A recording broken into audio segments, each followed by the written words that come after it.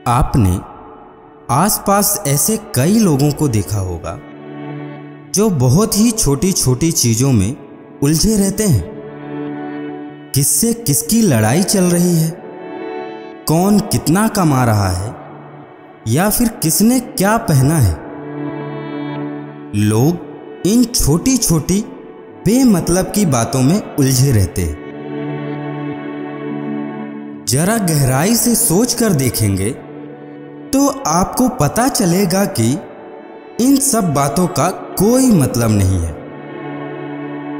इन बेमतलब की बातों में उलझे रहने से आपकी एनर्जी वेस्ट होती है और आपका दिमाग इतना थक जाता है कि बाकी दूसरी जरूरी चीजों में आपका ध्यान ही नहीं जा पाता। इसका असर आपके जिंदगी पर भी पड़ता है और आप ऐसी ही छोटी छोटी और बेमतलब बातों में उलझ कर रह जाते हैं। इसीलिए अगर आपको आम आदमी की इस साधारण सी सोच से बाहर निकलना है तो आपको सबसे पहले ऐसी बेमतलब सी बातों पर ध्यान देना बंद करना होगा।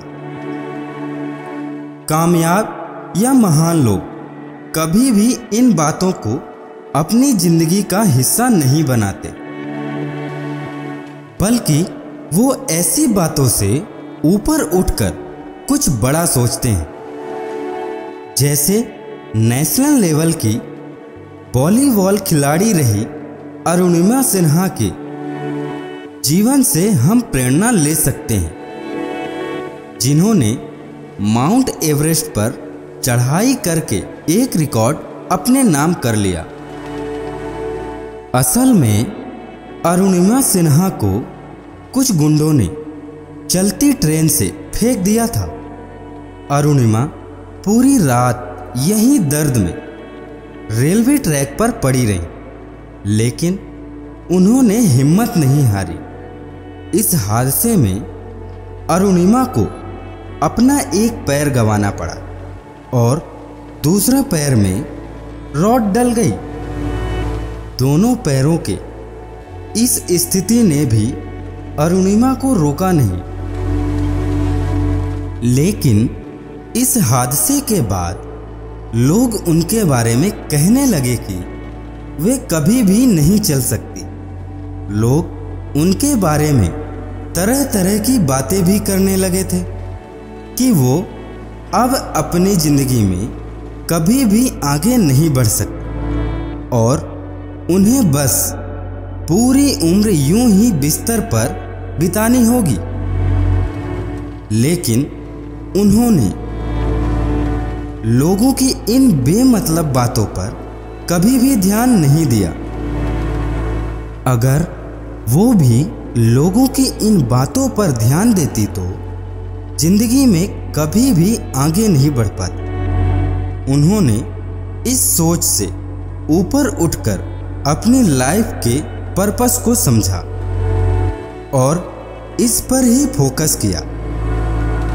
लोगों की ये जली कटी बातें ही अरुणिमा का जुनून बनी और उन्होंने माउंट एवरेस्ट पर भारत का झंडा फहराया।